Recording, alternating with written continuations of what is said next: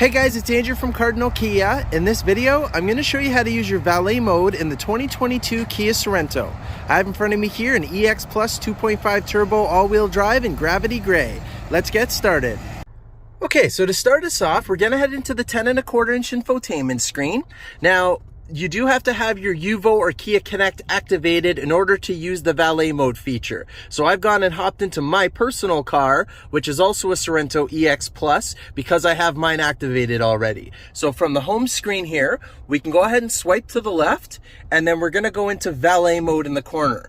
Now it's going to ask us to set a new password to enter in the valet mode. So you can just make up whatever you want. I'm going to go ahead and make it simple. We got 1, 2, 3, 4. And then it's going to ask you to confirm that password.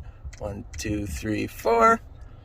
And now we have entered into the valet mode. So in order to deactivate it, just like it said, we could go ahead and type in our password again. But right now, because it's in that mode, nobody can access any of the information that's on the infotainment screen. So they can't access your Bluetooth information.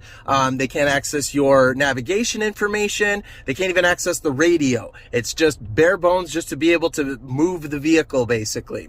So you can see on the left here, it's giving you some information. So it's going to be what time we turn that valet mode on, if the vehicle was turned off, how far you've gone, the driving distance, how far the drive, or how long the drive was, and then even what the top speed of the vehicle reached. So when you're in valet mode, literally you're getting your vehicle valet parked, parking garage, whatever it is. They basically can't, like, Ferris Bueller your car and go out on a joyride. You have all the information here. And because you have Kia Connect activated as well, you'd be able to even do the Find My Car just to locate it in case you needed to. So all this information is here, and then now they can't get into anything in here. So we're going to go ahead and put the password back in.